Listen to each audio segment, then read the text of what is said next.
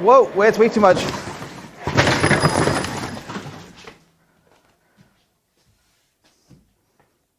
Welcome to my midweek holiday special, and hopefully the rest of this goes a little bit smoother than what just happened. This is going to be a rather unique type of video for me. I don't normally post videos like this. This is not going to be a normal midweek. We're not going to be putting something together that I bought at the auction. We're not going to be breathing life into a car that's been sitting for 10 years. And we're not going to tear anything apart. I know, the outrage. Well, if you crave tearing things apart, you can wait just a couple days because the next teardown is going to be rather special. It's a video on an engine that many of you have been requesting for quite some time. But what are we going to do today? Well, we're going to do things that have been suggested I do in the comments of the videos over the last several years. Some things that I've only dreamt about doing, some things that I have done, but not for quite some time. We're going to take a shop tour. I know many of you have been looking forward to seeing other aspects of this business, the way this place works, some behind the scenes area. You get to see how my filming area looks. It's clean. Spent some time doing that. We're going to see how Importapart works when everything is in hustle bustle mode and everybody's here, although I'm not filming this while we're open because, well, that's a big distraction. We're also going to take a yard tour. You'll get to see all of the cars I am currently parting out, the stuff that isn't inventoried yet. It's going to be one big cheese ball commercial, and I'm sorry. That's just the way it is. We're also going to get an update on my personal fleet of project cars. These are things that I have been very much slacking on doing. I owe you guys some updates on some cars, and you'll get to see that today. There's some cars that I no longer own. They still exist, I promise. And there's some stuff that I haven't made posts about or videos about that you'll get to see as well. You'll also get to see some engines that will be future teardowns. Yes, I'm going to spill the beans on a few future videos. So, the big reveal of this video, though, is going to be what I've been working on over the last 7 to 8 months. The thing that has taken my time, my resources, and my patience. And it's close enough to call it done, so I think I can show you guys what's going on. It's going to be, hopefully, a really good video. And if you don't like it, there's a teardown in just a couple days. So, I don't know what to tell you. Let's start with the lobby of the place, huh? These are some cool stuff that I have on the wall. Only the best cars. That's fine. That was the building we used to operate out of. That's actually the building we started Importapart in. It's no longer with us. It's been raised or lowered. And this is the gaggle of cool stuff from some of my teardowns. I actually sold a lot of that stuff because when I kept it on the counter, my customers were constantly dropping it on the concrete and cutting themselves on it. So we kind of, that's not good. So we put it on this shelf and people still look at it and play with it, but they don't hurt themselves on it. And those jack stands are out of my grandfather's service station. They are really old. I would not want to be underneath a modern car on those. Nope, not at all. Those are the waiting room chairs from his Sinclair station from the 60s or 70s. I have the fourth one at my house. And back when Subarus were good. Sorry, I can't help it. Never get tired of looking at that. Let's go into the shop. Here is the shop from end to end. I know you guys say this place is huge, but I mean, I've been here since the middle of 2018, and there is way too much stuff in this place. There's not enough room, and well, I have to look into some solutions for that. But you guys want to see how this place works? Here's our cleanup area. This is the area where we clean things and prep them and take brackets off, cut wires and hoses and all that stuff. And this is where we take pictures of our stuff. We really need to go through and clean this, but they get used a lot. We've got lights in all of these, and they all have power so that we can power stuff up. There's our positive and negative leads. We can do that without having wires running across the pictures. That's really rough looking. We have multiple colors for multiple part types. You wouldn't want to take a picture of taillights here, just like metal parts don't look so great in the gray booth. Here's our connector stash. This is when we want to power up clusters and climate controls in the pictures. You come over here and find it. Most of these things are marked. Some of this, there's more than just connectors. But we have most of them in here. I'm not going to show you the entirety of what's in that room because, well, there's some kind of sensitive stuff in there that I don't want on the internet. Just understand that what's in that room is where we rebuild all of our electronics, where we test a lot of our stuff. It would be really cool video stuff, but there are some trade secrets here. Here's our shipping department. We're actually going to be getting rid of all of our packing peanuts. We're going away from the peanuts. I said peanuts. That's what I said. The bags of peanuts that we have right now are the very last of it. We're going to move to bubble wrap and paper. Here's some of our Chrysler engine control modules. We have just a few. We're actually pretty skim on these right now.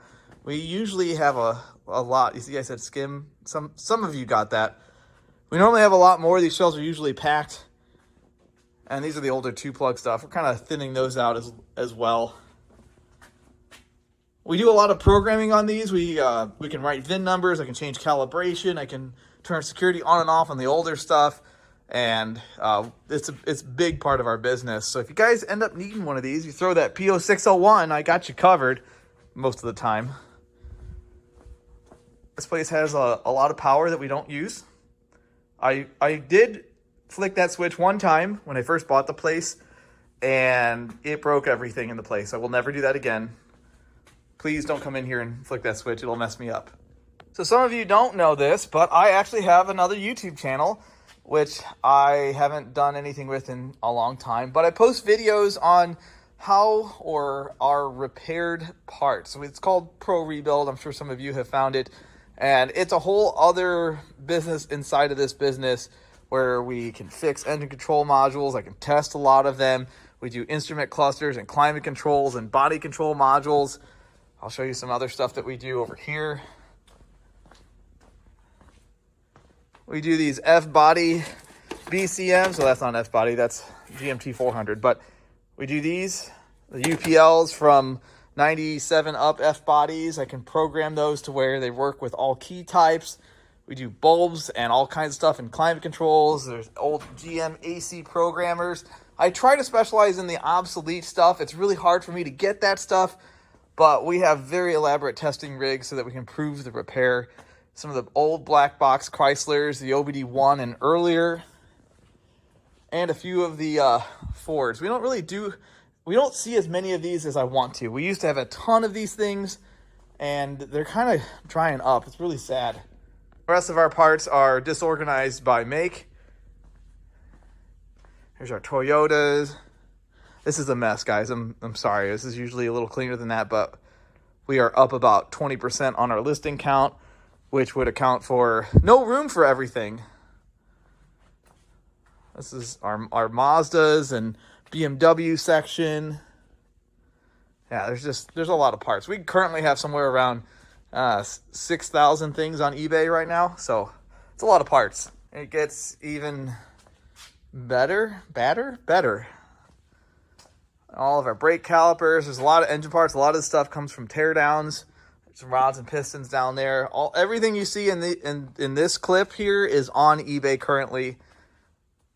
Crankshafts, some supercharger. This is a mess. And this behind me is what I like to call LS Island. Yeah, LS Island. That sounds right. This is where all of my LS blocks and heads that are in inventory sit. We've got all the cool stuff behind me. Cathedral port, rack port heads. I got 5.3. I'm not going to do what I did in the last LS teardown or 2 LS teardowns again. That's way too exhausting. But we used to have this at the back of the shop, and the problem with that is we have a lot of local traffic on LS stuff, and they come in and they walk all through the entire shop past the dismantlers. It's a huge liability. It's a mess back there. I can't do it. So I brought it up front. There's a little bit less space than there used to be, but I also price things a little more aggressively, so we turn it a little faster, and hopefully this is enough space for now. Here's some more engines. Miata seats. This is a lot of our interior stuff. Got a full C5 exhaust. I think it's Cook's headers, and we got to sell this stuff. You guys, mid-pipe. I don't know what kind of exhaust it is. Oh, Corsa exhaust. This is more of like a catch-all. There's our glass rack and drive shaft. Here's our forklifts. Actually, so on these forklifts, this is a good old Dale. It's a Yale. We call it Dale. This one I got for $1,200 after a forklift repair place. Yes, I'm not kidding here. A forklift repair place diagnosed it as needing all kinds of work. They couldn't figure it out. It wasn't getting fuel. They replaced the regulator. They replaced the carb or the top hat injection unit thing. They put all kinds of time and effort into it, and it needed this fitting, which I stole off of something else. That was it. It was 5 minutes to diagnose, and I got this thing for $1,200. I don't know if you price forklifts, but I feel good about that. So this drivetrain here, engines, transmissions, all of this stuff, well, for the most of this stuff, is stuff that has come out of vehicles that is waiting on getting prepped and cleaned. We like to power wash all of our engines or clean them at least if we can. We take all the cut hoses off, or we cap everything. We try to make them as presentable and nice looking as possible. I know a lot of people don't like buying power washed engines, and they do have some bad things that can happen. But for the most part, we like to clean everything, so we're assuming that people are resealing these things before they put them in. And some people complain, but hopefully those people understand that the goal is to fix it again so it doesn't need to be fixed. Here's some of our engine inventory. I've got a VR6 out of a Eurovan, a big block. That's just a LMG. No, that's actually a LY6 right there. Of course, always have N54s on the shelf, N52s. Some of this stuff is actually sold and it's got to get packed up. 2.9 liter Atlas, 4.6 3-valve. I got a few Miata engines, 1, 2, 3, 4, 5, 6. If you need Miata parts, I gotcha. And that's just what's out. That's not even what's in stock. Here's some of our transmissions. I wouldn't say there's anything terribly notable in this batch, but we have transmissions. We have Miatas. This 2000 SE. 6-speed car. It's only got like 104 or 114,000 miles on it. It's a rust-free car, but it's hit in the front. It's kind of sad. And then this is where you're going to get mad. This is going to make you mad. And that's going to make you mad. And I'm not trying to make you mad, but that's just what's going to happen.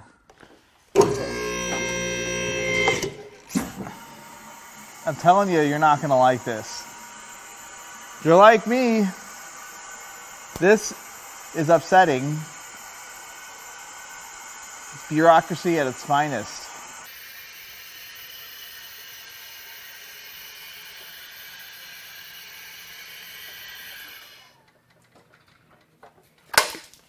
This is a 2004 GMC Yukon Denali, and it's not anything special. It is just like every other Yukon Denali out there, except for the fact that even though it's only got 140,000 miles on it, even though it runs and drives great, we drove it around the block, I could take it home if I wanted to, I have to take it apart because it was in an area that was flooded during a hurricane.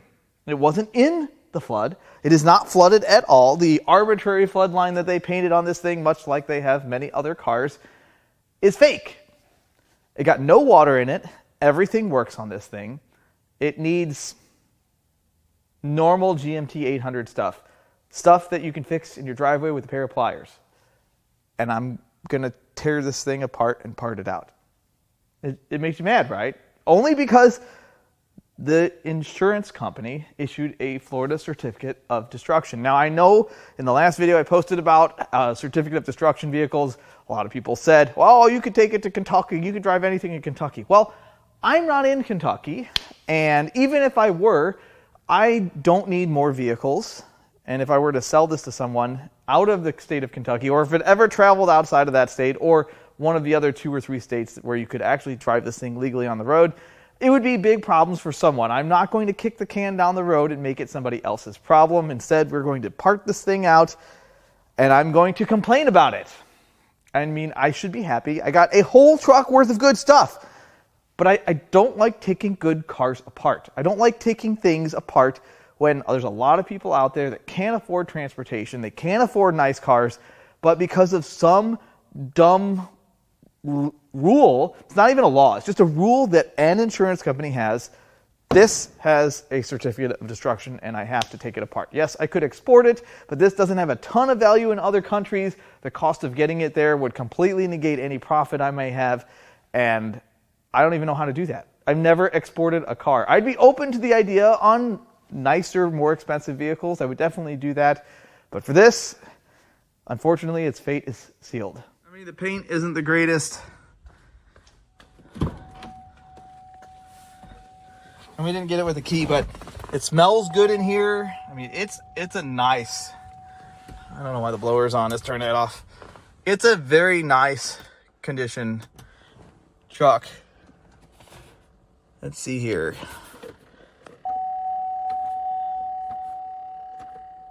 Where? There we go. 144,000 miles. Didn't get a key, but we have the old.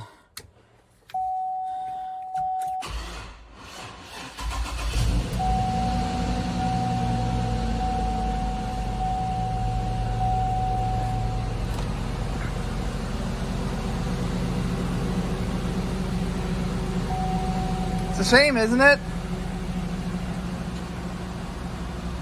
Why? Why are our rules like that? Well, it's not even a rule. It's a company's rules. This isn't like the government mandates this. It's the insurance company.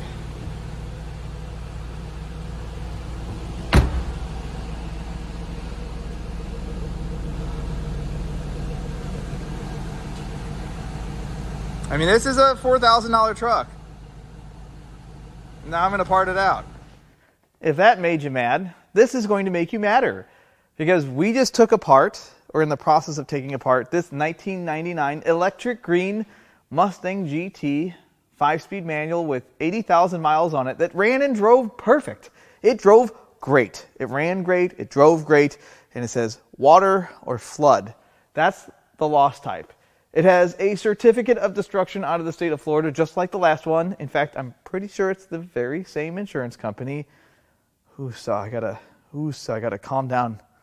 Not going to name any insurance companies here, but it had no water damage at all. None. Zero. There's no water inside this car. It is completely dry. It did have a convertible top leak, but no standing water. There was no mold. There's no reason to take this car off the road. This was an expensive car. I can tell you that someone has repainted it. It wasn't the nicest example. It's not some Smithsonian clean version of this car, but it certainly didn't deserve this.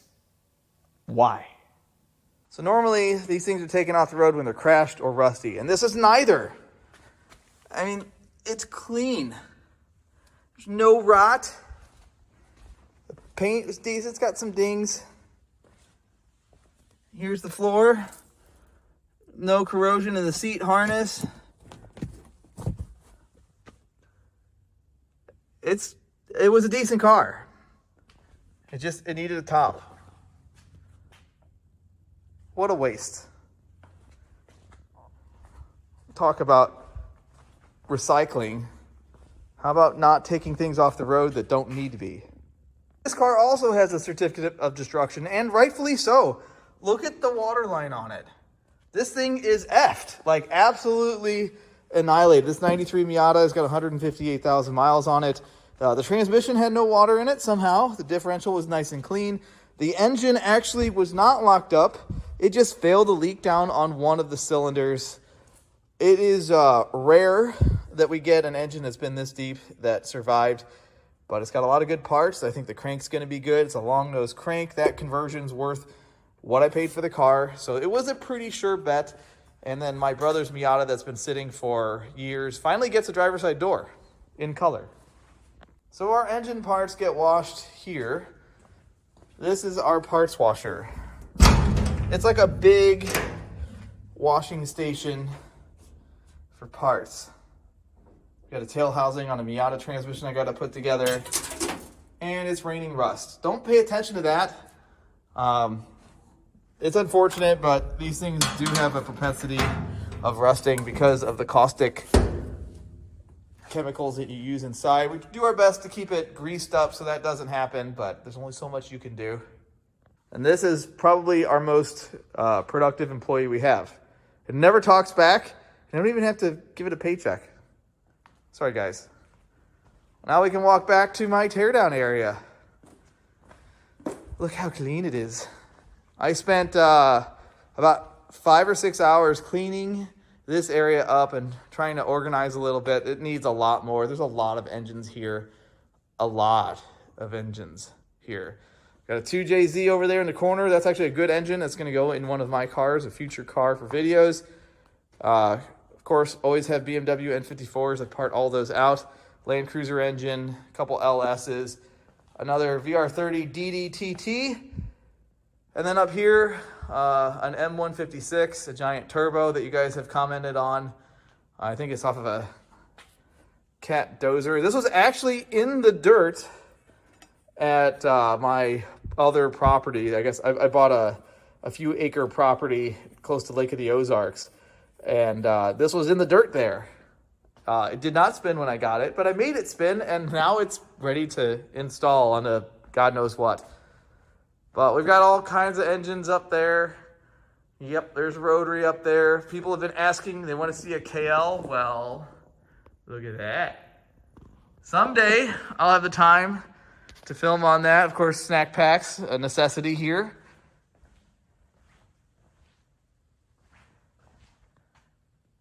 More Miata engines. There's the AR5 out of the Colorado. That's going to go in my Sierra crew cab. Got to bring that thing home pretty soon. Got another Audi V10. That one's crash damaged a little. It's just got a couple scratches on it. I'm going to see if we can salvage the short block, or at least the block and heads from that, but I have my doubts. It's bad because of flood, not bad because it's bad. I don't even know where to go with that. You guys want a supercharger kit for a 5.4 2-valve? I'll sell the kit off of it. I just got to do something with it. There's the hood off my S60R. V70R. Yes, that's it. What else do we have over here? So the van that I made a post about in the community tab some time ago, here is the new engine for it. It's out of a town car. And then here's a core engine, a 4.6 that I picked up for $100 on Marketplace. We're just going to basically dress the town car engine with all of the van parts and reseal it, new timing chain, tensioner. We're doing the whole 9, the whole 10. We're gonna do all of it.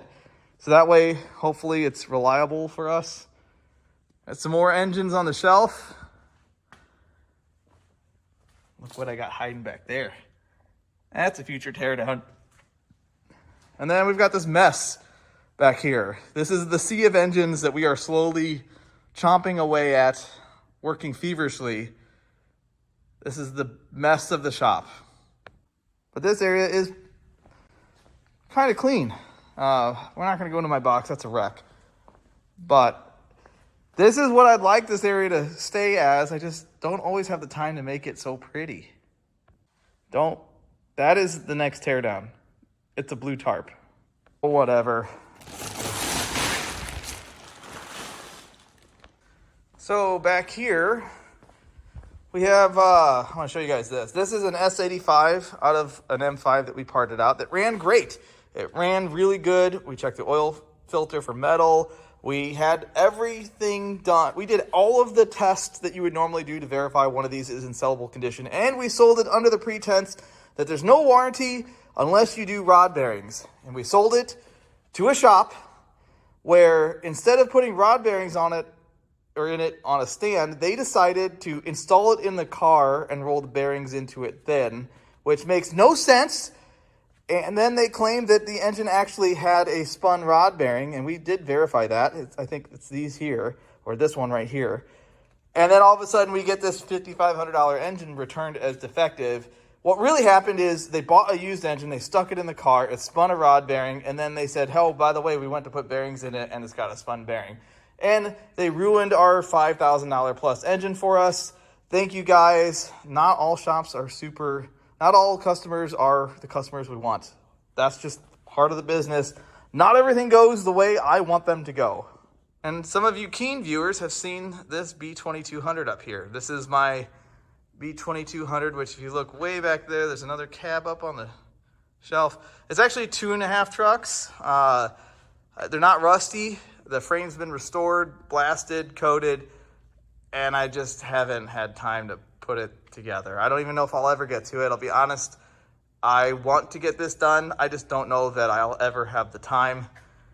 And then this is going to be a future Will It Run video. This is a 96 Z3 that won't crank. It does power up. We're going to do a video, or we've already started shooting a video on this. I want to get it running. It has a rebuildable title. I'm going to keep the wheels off of it. And then if the car's not too bad, we'll throw it back. Some cars are catch and release. I want to work on this so bad. This is the 95 Corvette. I haven't had the time. Of all of the project cars I own right now, of all the things I wish I could have the time for, it's this. This is the car that I want to finish the most. It is also the furthest from being, well, I wouldn't say that. It's not the furthest from being done, but it is stuck here, beached in the corner, underneath my Rx7. I'm going to get to it. I'm going to drag it home. We're going to put it together now that I can do that. And that is my 85 Rx7 GS. I've done a little bit on this car in a previous video. It's been a really long time and nothing has changed. It still doesn't power itself, but it sits up on the rack in the climate control, waiting for a day in my life that it's going to happen. I've had this car longer than any other car in my life, and I'm not going to give up on it now. So this place works with basically 2 dismantling bays, these 2 bays here, and then we have 2 inventory racks. And normally what happens is this rack gets cars that run and drive with relative ease, and this rack gets cars that either don't have keys or need a bunch of work to get running and to be able to test things. We don't have miles, we got to order parts. So that we have one guy that bounces between the 2 and does my inventory, and the other guy bounces between the 2 to get them started or fixed or whatever we need to do. We also pre-pull a lot of parts before it goes outside so that nothing bad happens to it. We don't damage it. Stuff doesn't get damaged from water or somebody else rummaging through it. Not that we allow other people in the yard, which we don't.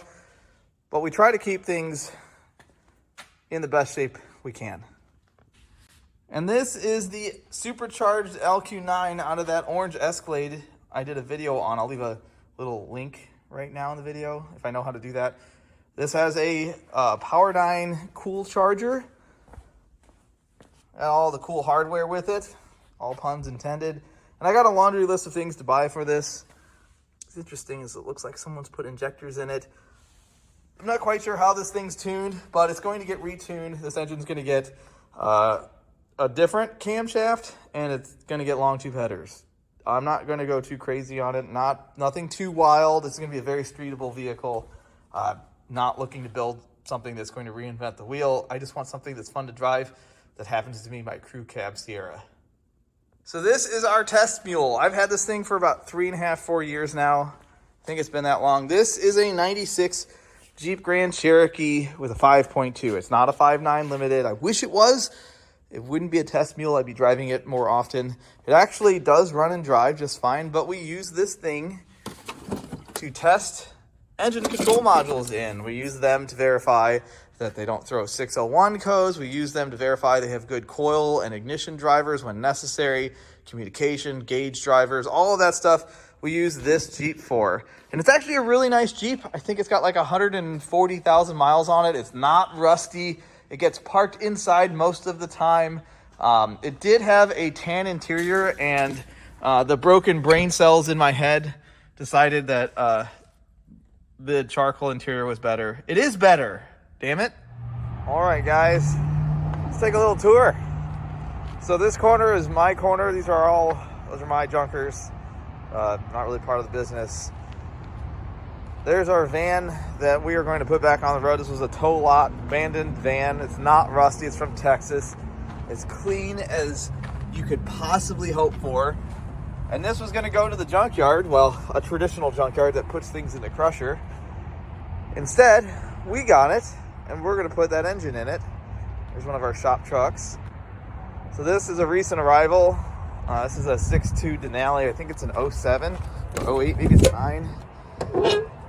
And I got no key with it. I have no idea if it runs, but I did pull the dipstick, and let's just say it was dry. It's not what you want to see.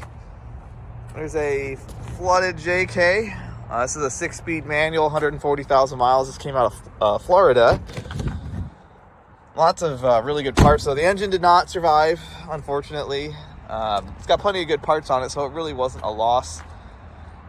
Got a 5.9 Dodge Ram 1500. It's a 5.9 gas, or like a 02 or 03. And then this is the King Ranch. This is a 06 King Ranch. It's got lots of good parts on it. It's already inventoried, so if you need something off of it.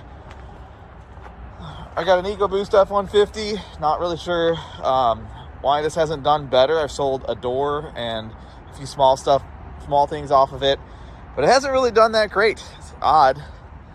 This is another one of the flood vehicles. It's a 05 Escalade rear-wheel drive LQ9. This one's only got 140,000 miles on it. It's rust-free, and I have to take it apart because the state of Florida says I have to. It's an Eddie Bauer Excursion. This was another tow lot vehicle. Cat got stolen off of it. There's some hokey stuff going on with the left front. But this is actually a really nice vehicle. It was. We pulled some of the parts ahead of time. It's got captains. Those are big money for these trucks. And this thing will get parted out all the way down. We take excursions really far. We don't get too many of them. Now this is a cool truck. This is, I don't know how to get there, but I'll show you in a second. This is a 96 K3500 with a 454. It's four-wheel drive. And, wait for it. It's a shtick. NV 4500. This only has 102,000 miles on it. Trucks like this don't really exist much anymore, and it's really a shame because they are really good. These are really good vehicles. Super simple, super reliable, but it's been blasted in the side. And for those of you that said I should fix it, it crumpled the flatbed and the cab is twisted. No. Every time I show wrecked cars in videos, people think, oh, you could fix that in an afternoon. Well, not always. I'm not going to say never. And an LX450. There's quite a few of these things here. Another rear-wheel drive Escalade out of the state of Florida. This one was actually flooded pretty bad, but it does run and drive. It's got 89,000 miles on it. Slightly wrecked Land Cruiser and a Yukon hybrid.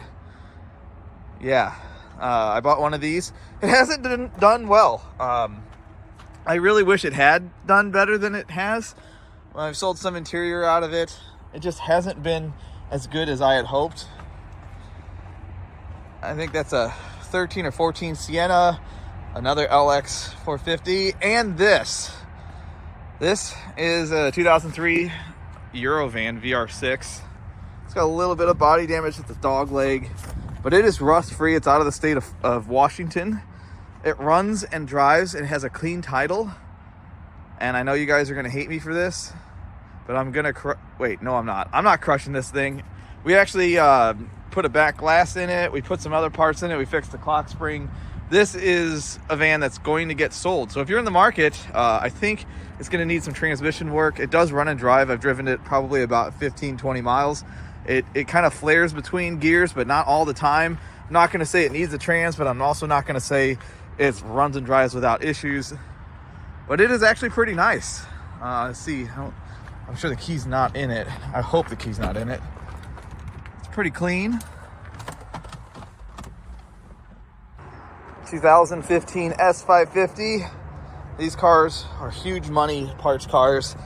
Got lucky and unlucky with this. The engine was hurt. I was still able to sell the engine at a huge discount, but it still sold. Still counts.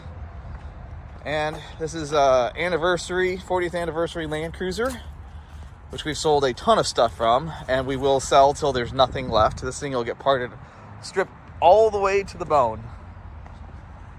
Here's our crush pile. It's not really a crush pile. I mean, it is a pile of our scrap cars. 335, that was that flood car that I wish I could have saved. There's the orange Avalanche, a slightly fender bendered Tacoma, and I think there's a Wrangler, a TJ behind that. Walk into the back lot. Oh, there are some familiar cars back here you may have seen in the past or in other videos. I don't even know where to start. There's so much back here. So we got a few Boxsters in, 2 Boxster S's and 1 base. Unfortunately, well, I think the blue one has a buildable title, but the rest of these are going to get parted. This car hurts my soul. This is an E39 540 wagon. It needs an engine. It's bad. Timing guides fell apart, clogged the sump like they do. It's not rusty, but it's kind of rough. It's only got 130,000 miles on it, and I have an engine for it. I just don't have the time. I just don't have the time. So if somebody wants to make me a sweetheart deal on the car and the engine, I'm happy to sell this thing. It's got a clean title. It's going to need some interior work. It's not bad for an E39, an early E39. It's also not good. It's not a car that you're going to fix in a couple hours. And this is my personal 928 parts car. 1987 626 turbo. These are the cars that I cut my teeth on. I did not really cut my teeth. This car is super rough. I bought this because it's got a digital dash, it's got a turbo engine, and I wanted the parts for my personal stash of stuff that I'll never get to. It was also like $200, so hard to argue. This is a pretty nice Grand Cherokee. It's an Overland 5.7, and this is another one I thought about fixing, but it just wasn't worth it. 140,000 mile, I think 140,000 S-Type R. It was externally overheated, as you can tell. It does run and drive, runs great, but the damage on this thing was way surpasses the value of these. These things are not worth a lot of money, especially having a salvage title. It's unfortunate, but that's just the way it works sometimes. There's a flooded Z325. This is a 02 Thunderbird. We've got this one inventoried. This one's only got 50,000 miles on it. It does run and drive, but it is flooded, and it is not worth putting back on the road. It's got some clear coat issues. Not a nice car by any measure. Here's a Grand Cherokee Limited. We haven't really gotten this one inside. There's another one I would fix if I could. This is a flooded SC 05 SC 430. The interior's been taken apart.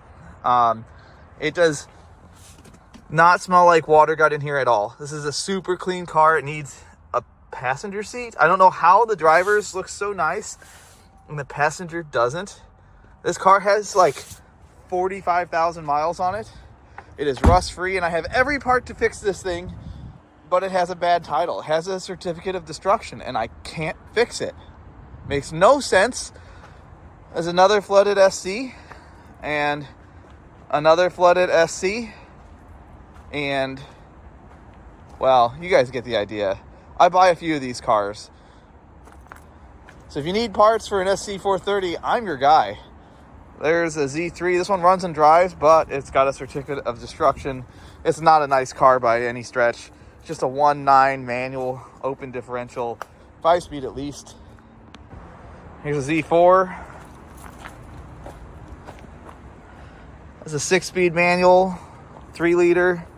There's another 335 N54 car. This one's got some miles on it, like 140K. 07 Mustang GT. It's got some damage. It's just minor. Really just needs some time on the frame machine and she'll be good. Just a ding right here. It's fine. And don't buy these. These are terrible cars. It's Cayenne S. It's a piece of junk. These are terrible vehicles. Don't ever buy one. 955s. You might like them. I think they're terrible. For this business, they're terrible. Here's 350Z. It's been flooded. We're going to try to get this thing running. We got the last 2 running. This is probably the worst of the 3. Just an auto car. We'll get to it. We got a few more floods to tackle before we get back into the wrecked stuff. Here's our 7,000 mile Solstice. Yes, this car only has 7,000 miles on it. It is a flood car. It definitely had water in it, probably about 6 or 7 inches up the door. It's a 5-speed manual, non-turbo car. It sat outside in Florida and baked. It's another 535. There's a running and driving 350Z. I don't know why my guys are leaving door panels on top of cars here. Well, we'll have to clean this place up a little bit. Another Eurovan. This one we already sold the trans out of. This has been a really good parts car. It wasn't wrecked, but it's been mutilated for the addition of for a handicap van. Nope, I guess I can't do that. But the whole floor's cut out of it. It's got a bunch of steel bracing in it, and I don't even know what it would take to fix that. There's a 535 GT SC300. This is a 535, an N55 535. Terrible car. Hate these cars. But I always try to keep an N55 in stock because I get calls on them. S600 V12 twin turbo. This one was flooded. Don't worry, the interior's not getting ruined. It's already bad. That's going to be an engine that we see a teardown on eventually. This is a 38,000 mile SL550. 38,000 mile SC430. That one's wrecked. That's another flood one that ran and drove with a starter. All we needed to do is put a starter on it. That's a future video. Let's get into the uninventoried row. Well, some of this is inventoried. We got another Thunder Chicken. I try to buy a lot of these cars. They part out really good. This one I think I could save, and if it ends up coming in and it's halfway decent, I might, but probably not. They are electrically very expensive cars. The modules and stuff are very expensive. Harnesses are very difficult. And then another Eurovan. This is a Westphalia. And this thing runs and drives. And I have to part it out because of the title situation. It's not really that much of a sad case because it's really rusty. I mean, this thing is a junker. Someone's been in here trying to fix it with rust off of another car. You can't just add rust to rust and hope that it's good. But it's got lots of really good parts, and hopefully it has a good transmission in case the other car does need one. Yeah. European Precision Chiropractic. That's an interesting one. Here's a pretty rare 99 323i convertible, green with a green top. This is a flood car. I don't know how deep the water was. I think it's probably halfway up the door. This is a super cheap car. We're going to get this in soon. This is on the short list. It's a shame. It's not really nice enough car to straighten out. Flooded 350Z. That one runs and drives. Yeah, that one's only got like 103,000 miles on it. Runs great. That one was just inventoried. It's a 300ZX Z3. I shouldn't have bought this. Water was way too high in this. You can see the water line on the dash. I'm going to get wheels and tires. I'm going to get a steering rack. I'm going to get an oil pan, rear trailing arms, and a diff. And maybe a few things on the body. The hood was junk. This is a big L for us. They're not all huge winners. Here's a 328 XI 6-speed manual. This is the donor car for mine. We got to get that in and get it stripped so we can get the good stuff off and get the thing thrown away. E46 325 convertible. It was good, and then water got to it. The water level is way higher than they marked. They marked the water level down here, but it's somewhere middle of the dash. Thanks, Copart. Thank you guys so much. This one I might save. This is a 330 manual coupe. It is not rusty. It is, however, a piece of junk. But these drifter kids, not like kids that don't have jobs. Well, they may not have jobs. That's not my prerogative. But the car is not rusty.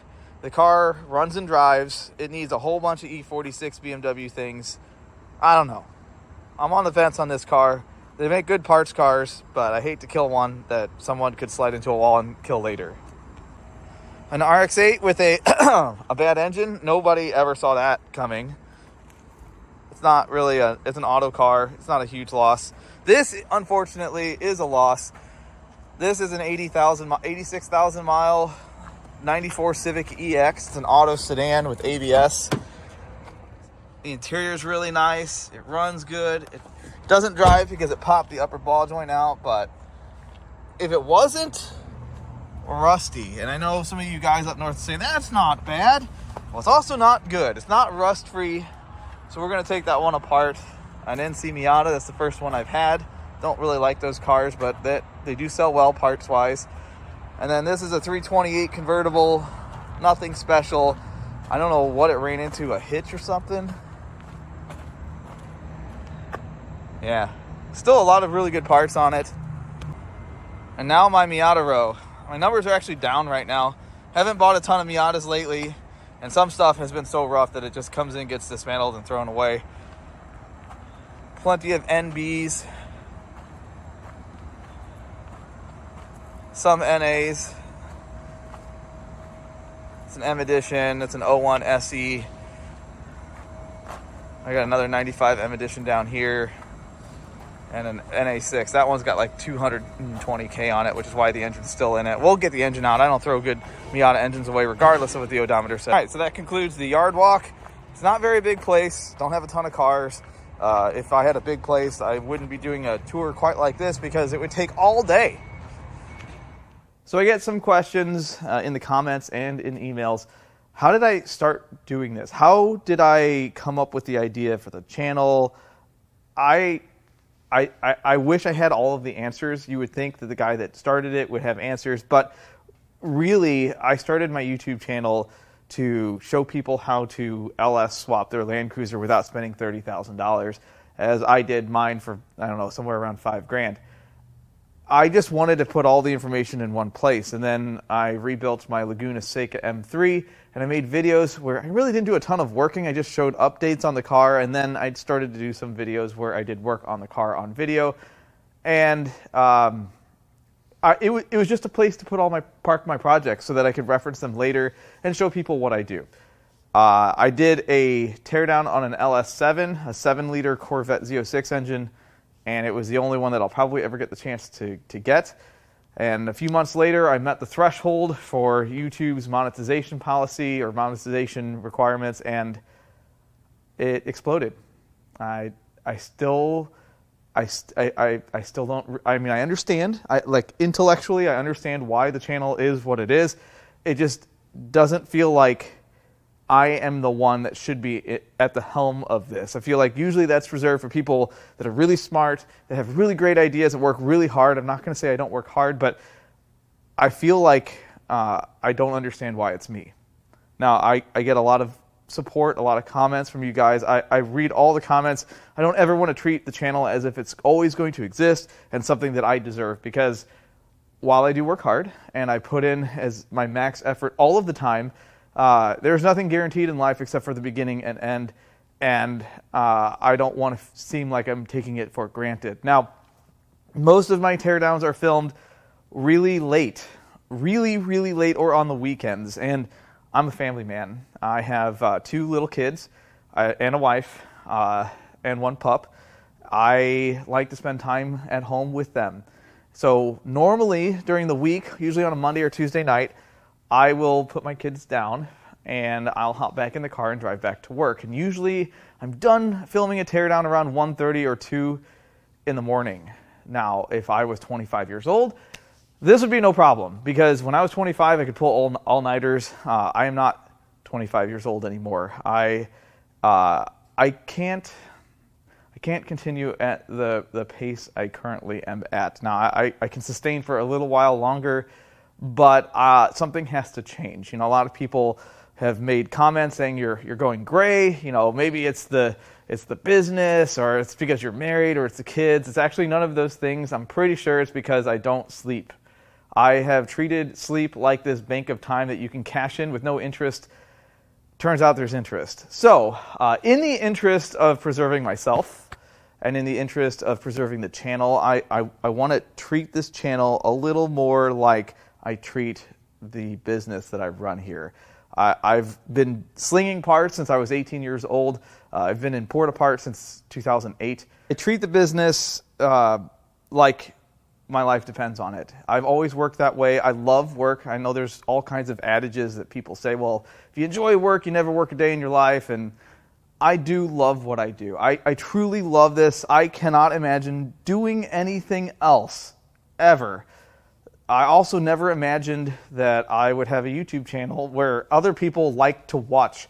I still don't call myself a YouTuber, but I am going to start to treat this channel a little bit differently.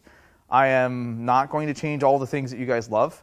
I'm not going to put music in my videos. I'm not going to be sponsored by unrelated brands and other unrelated products.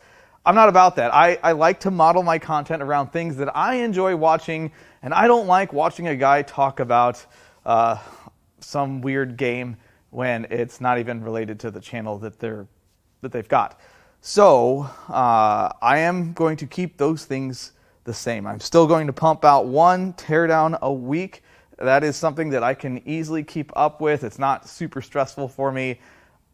But my midweeks have kind of put a strain on me, and I haven't really been able to do that except for up here.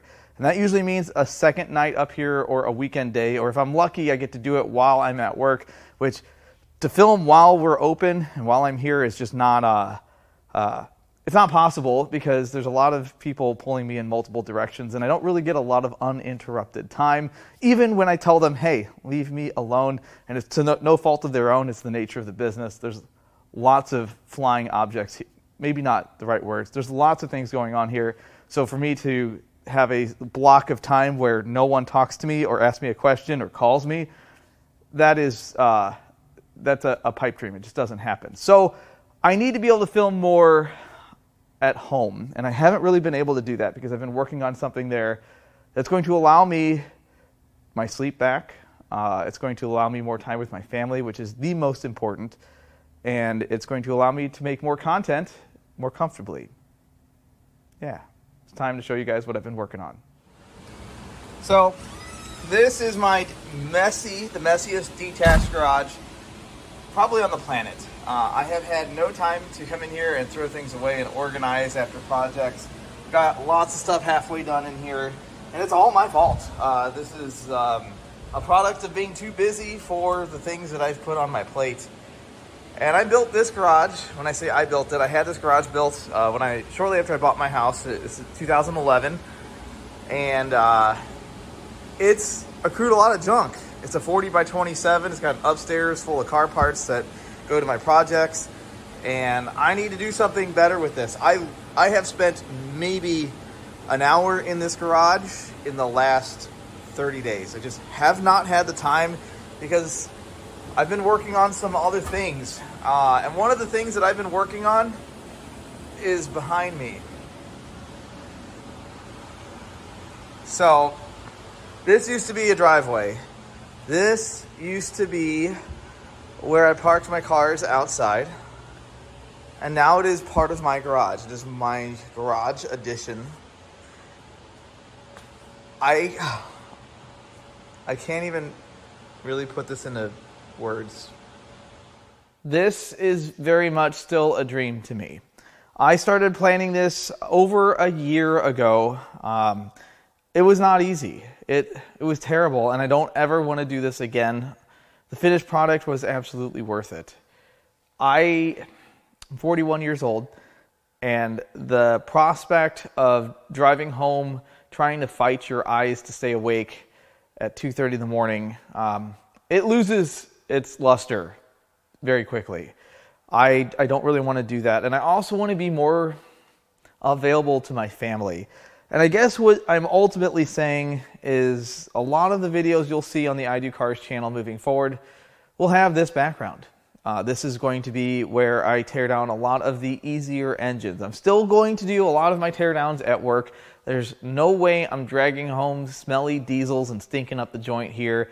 The heavy engines, the really complicated stuff, I'm not going to do here. That stuff will still be filmed at work, but I would say 50% of the teardowns that I would do normally will be done here at my house. That way I can have lunch with my kids. I can help my wife when she needs help with the kids. I can be here, which means that I'm going down a day at work at Importapart. I'm going to go from 5 days a week to 4 days a week. To be honest with you all, with my managers, my employees, I don't even need to show up. I have the best guys working for me on the planet, and the only reason I show up is for myself. Those guys do a better job than I could ever dream of doing, and the business wouldn't be what it is without them. So having the ability to not only go down a day at work and to have a place to try to grow my channel from my house, I can barely put it into words. This is it's still a dream.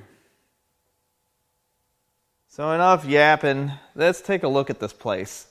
So that is the original brick wall for the side. Well, I shouldn't say that. There used to be a garage door here because there used to be a garage on this end of the house, and some jackwagon converted garage space into living space. Who does that? Regardless, you can kind of see where the outline of the door is. It's fine. It makes a good backdrop. It makes a good wall. I didn't want to tear the brick off just to put drywall. That would be dumb. But more importantly, this barn tin. This barn tin has a story. This barn tin has a reason why it is here. This barn tin has been in my family since the early 1960s. So the barn tin was actually on my grandfather's shed, which he built on his property in Cuba, Missouri, in the very early 1960s. My grandfather died when I was 8 years old.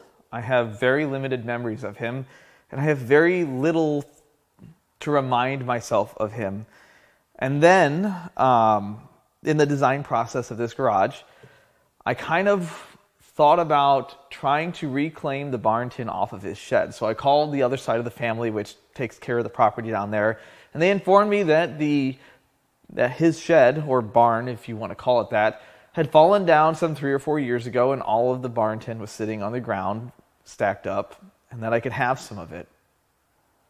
So I drove down to Cuba, Missouri. I shot my grandfather's service pistol on his own property, which that was an experience, and I picked up the barn tin that he hung in the early 60s on his barn, and now it is on the inside of my garage. That scratches an itch nothing else can. Hello to the I Do Cars community. This is Mrs. I Do Cars, Megan Berg. It is so great to meet you all if I haven't met you yet, or meet you again if you've seen me in any of Eric's previous videos. I am so excited. Look where I'm standing right now. If you can't tell where I'm at, I'm not sure if he's actually shown it on the channel yet, but this is our new garage. So I am just over the moon excited. So I just wanted to come on here and say happy holidays and thank everyone so much for the support. It truly, truly means a lot. I had no idea that my husband's passion for cars, I mean, I guess I always knew he knew a lot, but I had no idea it could just turn into this huge channel and this community, and I couldn't be more proud of him. So Eric and we met in like 2008. So I always knew, he's always had a lot of cars. I think when I met him, he had 8, and I don't even want to name how many he has now, but he's always been a car collector. As you know, most of you know his story and know that when he started I think it was 2017, when he started just kind of sharing some things on a YouTube channel and just started sharing things that he already is doing at work, and had no idea that it would just snowball into this huge thing. So we have 2 kids. Griffin is going to be 5 at the end of January, and Ellie is 2. And shortly after we had Griffin, I remember when Eric came home with his Lotus Esprit, and wow, like when I knew, just that things were turning in a really exciting direction for our family. But I know the channel growing more and more since 2021 and even onward. I couldn't be more proud of him. So he has been a business owner for many years, and now I just am excited and really grateful that this community gets a kick out of him, loves his humor. I love to always watch the behind the scenes. He asks me like, hey Megan, look at this intro, look at this scene, and I'm just cracking up. So thank you for loving my husband's humor as well. So this garage here that I am standing in, they started building in April, and I am just really, wow. I mean, this has been a long time coming, but so if you don't know, that right now, Eric will work a regular 8 to 5, being a business owner, but then comes home, spends time with the family, with Griffin and Ellie and I, and he, after bedtime, will go and film. And I mean, even last night, for instance, I forgot he had to film, so we went and looked at Christmas lights and get home at 9:15, and then he goes, oh, I'll see you later. And I'm like, what? Like, he has to drive to the shop, 20 minutes, maybe not even 20 minutes, and to go film, and then gets home at 2:30, wakes up, at normal-ish hours, and, then has a full day ahead of him. He was working, even today on a holiday, which I'm happy for him that he enjoys doing what he does and that he loves doing what he does. So anyway, I'm excited because now when the kids go to bed, he doesn't have to drive to the shop. He can just step into the garage, and maybe I can also be a part of these videos and you can get to know me a little bit more. I would love to help him with that, but it's really hard to do that with 2 little kids. I can't exactly leave the kids behind and as easily and to go with him. So I'm excited because this is just going to be huge for our family, and I can't wait until he takes you along on the tour. I'm tempted to just grab this camera and walk around this garage and show it to you right now, but it's exciting, and it's going to be an even bigger year for him and our family, and I'm really grateful. That's all I wanted to say, is just that he takes so much time, endless sweat. I mean, all his outtakes, that he comes home and he tells me things that he's done while filming where he's hurt himself, and I'm like, oh, did you get it on film? And I'm like, oh my gosh, there's so many random injuries, I guess. But you see all the shenanigans that he pulls. So anyway, I just wanted to say happy holidays, thank you for the support, and bye, I Do Cars community. So let's get the whole tour. Now keep in mind, there's a lot of things yet to do here. I've got 2 lifts that need to come over here. There's my daily driver. It's dirty. This car is a jerk to me, but I get to park it inside. There's the crew cab Sierra. I try to garage this thing when possible. This is the truck that's going to get the supercharged 6-liter with a manual transmission. That's going to be pretty soon. I got parts coming for that. And this is what the rest of this garage looks like. Put some perspective on it.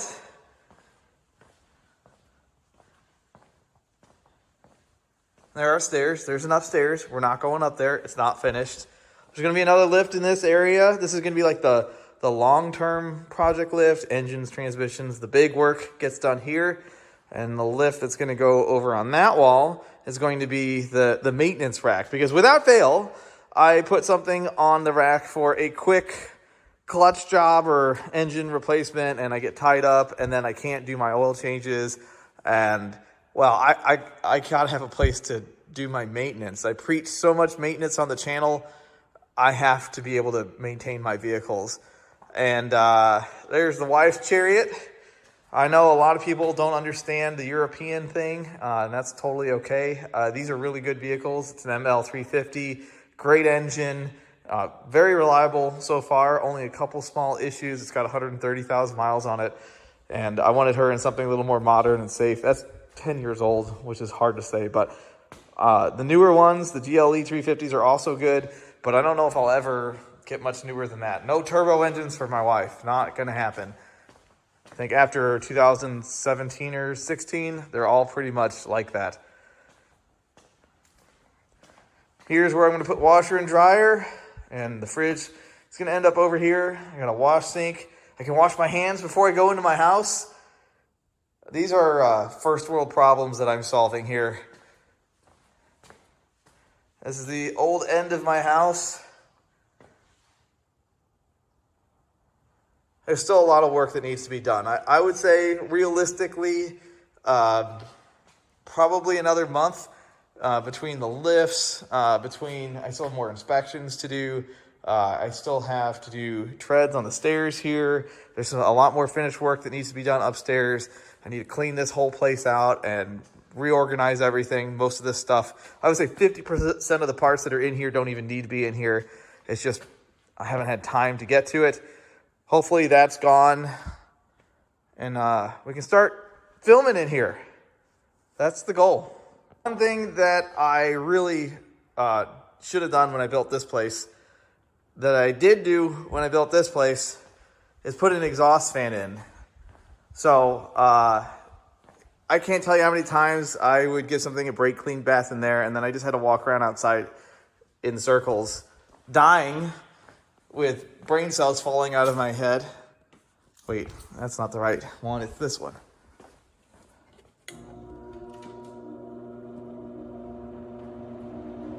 Much better.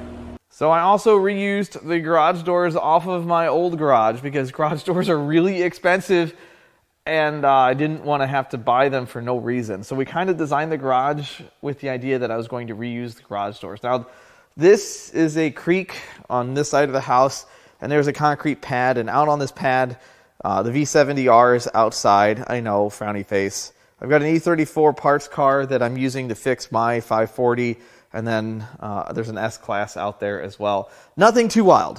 I'm so far behind. There's so much work to do and so little time to do it. But I'm hoping that going down to 4 days a week at Importapart will allow me such. Here's the 928 Turbo. I have been kind of messing with it. I got a catch can on it now. I've got a fan belt on it. It didn't have that before. I have some footage on this car, and I do intend on filming on this very soon. Obviously, it's got some dust on it. And then there's the flooded Turbo Miata, which is going back to the previous owner in just a couple weeks. I got to do a couple of finishing touches to it, and it is going back to the guy who could not buy it back from his insurance company. So that's cool. That makes me happy. Of course, many of you remember the yellow Carrera. I have some really, really, really bad news. It needs an engine. Yeah. Not happy about it. The good news is I just had it out, so nothing should break on its way out. It's not a hard engine to replace. My buddy Pete took care of me and found me a nice used low-mile engine. It is still mixing coolant and oil. I did not fix it. The guy before me certainly didn't fix it. Not happy. Not all cars are winners. This is why when people think that having a bunch of project cars is an awesome thing, I tell them it isn't, because it's not always great. So do you guys remember the Laguna Seca M3? It is really dirty. I need to wash this thing. I have put about 9,000 miles on that car so far, which I don't know if that's a lot, but for me, that's quite a bit. And this is the Miata that I'm not going to sell. I posted a video fixing this thing. I really just hung a door and a fender on it. That's it. It needed no other work. It does now have a rebuilt title. It is perfect for what I want. It's in really good shape. It's not rusty. It's only got 80,000 miles on it. It runs and drives. It wasn't a huge disaster of a project, which is usually the type of cars that attract me the most. This needed very little work, and I can enjoy it. All I need now is Mother Nature to make longer days that are slightly warmer. Speaking of cars that I will never sell, this is my 95 BMW 540, factory 6-speed manual car, pretty rare car. And I've owned it since 2010. It's almost 15 years in my ownership. And it is a piece of junk. Now, I say that endearingly. It needs so much work. So probably about 6 or 7 months ago, I brought it over here. I put it on the lift over here, and I pulled the front subframe out of it. I replaced the steering box. I replaced all the steering linkages, the control arms, the motor mounts. I replaced every power steering line. For the first time in 15 years, it doesn't leak power steering fluid, and it still has power steering fluid in it. Those two things are usually mutually exclusive with these old BMWs. So I fixed it. I also pulled the back bumper off. I fixed the broken tank strap. And I have a lot of rust mitigation to contend with, which is why the rear bumper is not on it. I have new tires for it. I have everything to reseal the entire engine. I got to do the upper oil pan at some point. I have to do the upper timing covers. I think that's where the major oil leaks are now. I've already done the valley pan gasket recently and valve cover gaskets. I have everything to rebush the entire rear subframe. I cannot wait to have time to pick away at this car because this is so much fun to own and drive. It's loud, it's obnoxious, it's stiff, it's supercharged. It makes pretty good power for an old car. It's not crazy fast, but it still runs pretty good. And I'm hoping to get this thing wrapped up by springtime. The nice thing about cars like this is I can work on it 15 minutes here, 30 minutes here, and it doesn't just suck me in. It doesn't just require a huge engine out, crazy amount of work. I can build a complete subframe outside of the car, drop the subframe out of this one, swap the diff and brakes over, and jam it back up. And they're incredibly easy to work on. These are some of the easiest cars to work on. Miatas are the easiest. This is the second easiest car that I own to work on. And I know a lot of people look at these old European cars and they're scary. Well, when you know anything really well, and I don't care if it's the most complicated car out there or a Rector set, if you do it over and over again, it becomes easy. And that's how these are for me. They're just easy. Plus I have like 15 years worth of spare parts. Makes things a lot easier. And this is another vehicle I've had for quite some time. This is my 2011 Chevrolet Tahoe, which is a retired, decommissioned, yes, that's the word, police Tahoe. It's an old PPV. And this is probably the single most reliable vehicle that I've ever owned in my life. I have put 60,000 miles on it since I've done a major round of work. And when I say I've done, I cheated. I dropped this thing off with a good friend of mine, and he replaced all the lifters, the cam. We did the AFM delete, long tube. This is a cam and long tube 5.3. It's not wild. It's not super fast. It's a lot faster than it was. But it's also ultra reliable, and it's not bad on gas. It gets something like 18, 19 miles to the gallon, even with all of the fuel saving stuff being deleted. It runs great. It is super reliable. It hauls stuff. It's very utilitarian, and it's been one of the best investments for transportation that I've ever had. And I have plans for it because it's been such a good vehicle for me. I think it needs some more power. I think it needs a 6.2 liter short block. And I feel like I know a guy that would have access to that kind of thing. So yeah, someday down the road, I have a few things to iron out with it beforehand. I did a 14 bolt swap out of a 2-wheel drive Escalade or Denali, and it is leaking again after 50,000 miles. So I need to reseal that and fix that. I need to do a transmission service. And then I think I have one bent steel wheel. I need to iron those 3 relatively simple things out. And then I'll probably slap together a used 6.2 with some freshly cleaned cathedral port heads and find a cam. It's not a pressing project by any means because it's not broken. It runs and drives great. And it sounds good.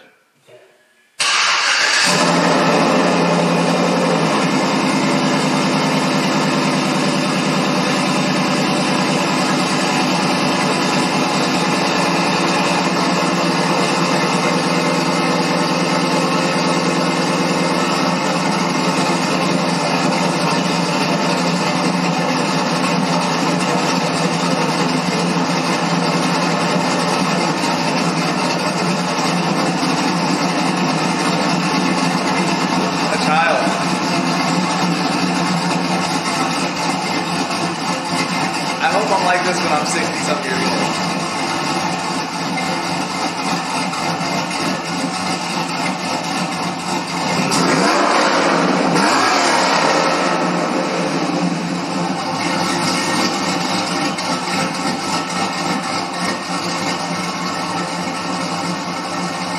Quiet down.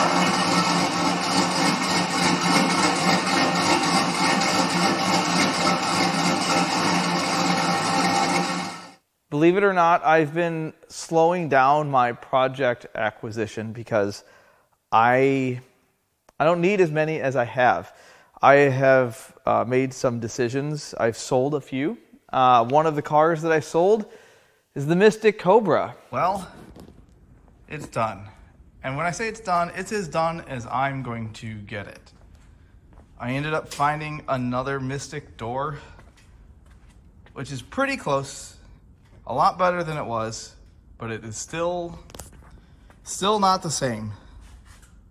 Still looks pretty good. I'm really happy with the way this car turned out. I have another spoiler for it. It's in the car, but it's going with it because I sold this thing. I didn't want to sell it. I really wanted to keep this thing, but a buddy of mine was kind of pestering me for it, and frankly, I just have too many cars. I know that's kind of crazy to believe,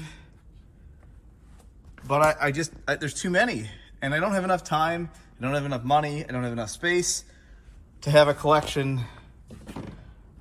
of all of the 90s cool stuff. So I must let some go. This one took quite a while. It runs good, it drives good. It still needs some sorting. AC doesn't work. I don't know if the cruise control works, haven't checked that out. The interior came out pretty good. It's gonna need a few more things. I didn't get the radio in it. Got the door panels on it. All in all, I'm pretty happy with the way this thing turned out. I sold it to a really good friend of mine who has all kinds of nostalgic reasons why he bought it. He's the right guy that's going to see that thing through to total restoration. It's the right car for the right owner, and I did pretty decent on it. I'm not going to say I asked retail for it because I was just happy to sell one of those vehicles or any vehicle without having to deal with the general public. It wasn't something I was looking to sell, but at the same time, sometimes when an opportunity comes knocking, it wasn't a car I needed. And now I get to focus on other things. The Turbo Miata is also leaving. That car will also be gone. I sold the old E21 that I did a few videos on. That thing is gone. I'm trying to clear out some projects. I've also converted some projects into non-projects, which probably one of the smartest things I've done.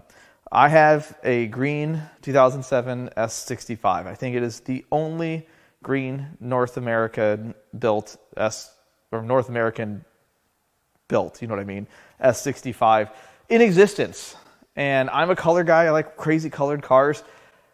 But it's also been in a massive accident, and I'm not going to say it's irreparable, but it needs a whole right front frame section. I ripped the engine and transmission out of it to see how bad it was, and it was way worse than I anticipated. And after getting some quotes with the body shop that I like to work with, they were more than willing to do the job, and I know they would do it right. I don't want to have $35,000 in one of those cars. I also don't want to have hundreds and hundreds of hours into one either. I'm happy to put that kind of time and money into a car, but it is not going to be an S-Class. I love these cars. I love them. But they're not worth that much of my time, which is why about a year and a half, maybe 2 years ago, I started looking for a better example. I knew I wasn't going to find a green one. I knew I wasn't going to find some rare one. I wanted a 2007 to 2009 because I like the early W221 S65 versus the 10 Up, plus the 10 Up's more expensive. And a good friend of mine put this up for sale. We agreed on a price, and this car, while it is not perfect, it has never been wrecked. It has never been painted, and I don't have to spend tons of money and tons of time to enjoy owning one of these cars. That's my rationale. I could part out the green one, which sucks to do. Believe me, it sucks to part out the only green one. I hate saying that. But I could part it out for close to what I paid for it. Plus, I get to keep a lot of the high failure rate parts on the shelf to keep this one on the road more economically, like the coils and some of the modules and suspension and stuff that were new or known good on that car. I can keep for this one, which makes owning this a little bit more sensible because let's face it, unless you know how to work on cars or you really hate money, owning a V12 Mercedes is a terrible idea. These are really good cars to drive. They're really not great cars to pay somebody else to work on unless you hate money. So I bought this one. It's got just at 100,000 miles on it. This car's previously been on Bring a Trailer. It needs a few small things. It has a slight rear main seal seep, which is not a huge deal on these cars. It's just a rear-wheel drive full-size car. Outside of that, I need to fix the sunroof, and I'm going to put brakes on it, probably do some upgraded brakes. It's not a big project, is my point. I wouldn't say I'm done with that, but not every car I own needs to be that way. And these are the final two cars that I'm going to show you guys today. This is my Techno Violet 98 M3 sedan. It is supercharged, a 6-speed swap. This was originally an automatic car. And this was a car I've owned for a really long time, and I really haven't had a chance to enjoy it. It needs a few things, mainly interior related. I'm in the middle of converting to a 3-spoke steering wheel for my 99 M3. And outside of that, once that is done, I have some supercharger support issues, which is causing some belt alignment problems. I need to iron that out. Then I can just drive this thing. It doesn't really need a lot else. It's been mechanically sorted, and I'm not going to worry about doing the interior swap right now. I don't have all the pieces yet. I just can't wait to drive it. So hopefully I can get all of the issues ironed out down here over the course of the next couple months so that when spring rolls around, I can get in the car and turn the key. That's what I meant to say. And this is my dream car.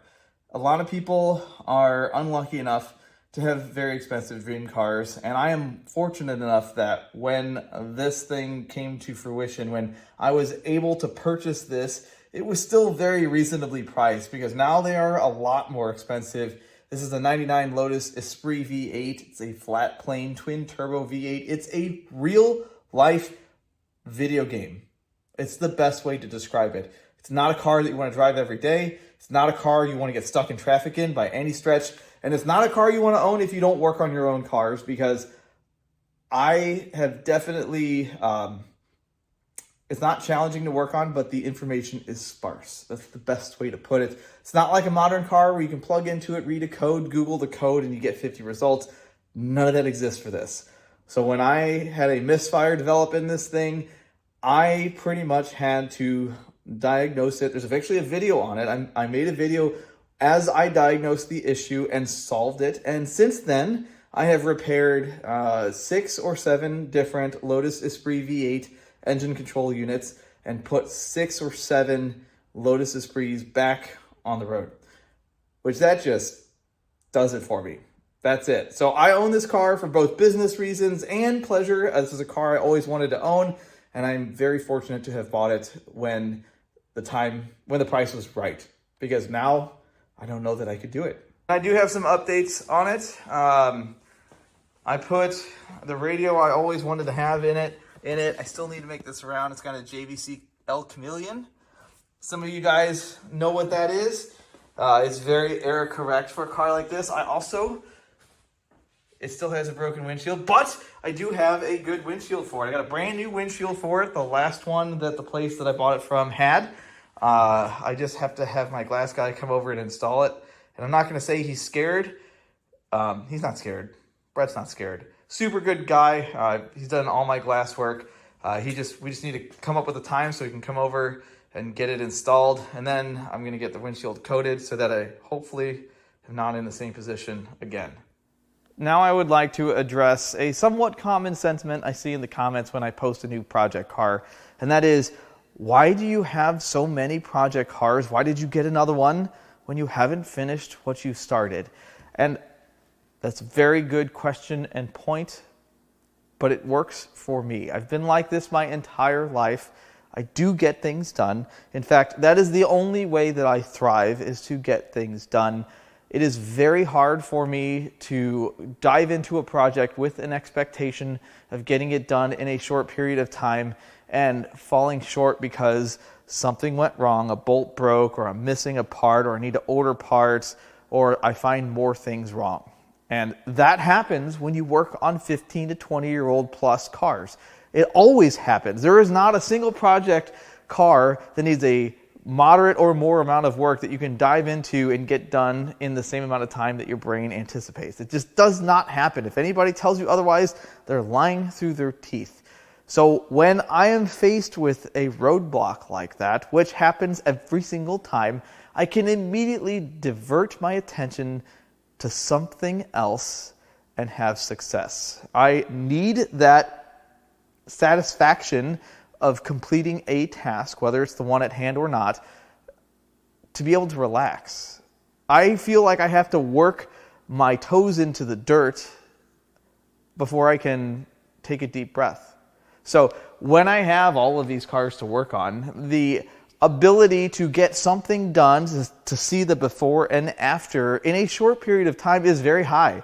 If I had 1 or 2 project cars, it would not be so high, and that does not put me in a good mood. That's just how I've been my entire life. I've learned to deal with it. It is not cheap. Obviously, this also consumes a lot of my time, but I love this stuff. This is what I love to do, which is why I have so many of these. Hopefully that answers the question. Now a quick rundown of cars that have been on the channel that I haven't really posted about and they're not presently here. The green 535 wagon, in which we are going to do a manual rear-wheel drive conversion, is down at my property in Eldon, Missouri. That will be coming back here as soon as I get lifts and all the other stuff set up in here. That one's going to be pulled back. My Aegean Blue E36 convertible that I've been talking about selling for a really long time, well, I am going to bring that back from Eldon as well. I'm going to clean it up and I'm going to sell it. I don't need it. I fall in love with that car every time I drive it, but I don't need that. I don't need it. So a lot of the cars that I have that are not presently here are at my Eldon location. I have another Miata there. My E39 is there. I won't sell that car. It's not worth anything. The V70R is sitting just outside of the garage here. I have all of the parts here to do a manual swap that should be, or that can be reused. I bought a new sleeve to rebuild the angle gear that I've got. I've got fluid here. I need to buy a clutch and flywheel and a few other things. And then I need to buy, I think it's called the DICE module to recode some things, mainly to go from an automatic to a manual. I've also worked on that car to a degree. I've replaced the entire front end except for the front bumper, which I have. I just have more work to do. I've shot video on it. There will be an update on that car when it makes it back in the garage, which hopefully will happen when the red Miata leaves. That's the hope, is that I can bring that car in, clean it up, and continue filming on it. Outside of that, I think that rounds out most of my project cars. The 335xi that I just put back together, that's parked outside. I've been daily driving it. I've put about 400 miles on it. It has a check engine light on, which is no one's surprised by that. Yeah, I think that's all of the project cars that I've posted about. So I know this wasn't a normal video for this channel or for myself. This has been something that I've been working on for a really long time, and I felt there's no better time than now to show you guys what I've been working on and why I've been so busy. And I couldn't have done any of this without the support of my wife. There's no way I could do any of this by myself. She runs the house, and I rely on her to do that. Together, we can do things that we couldn't do by ourselves. So I just wanted to show you guys what I've been up to. I hope you all have some great holidays. I hope you guys spend time with your family and your friends and take some time off of work. Something I should probably do for myself. Nah. Anyway, hope you enjoyed this video. As always, I love all the comments, all the feedback, and even the criticism. I love it all. And I'll catch you on the next one. Bye. Happy holidays.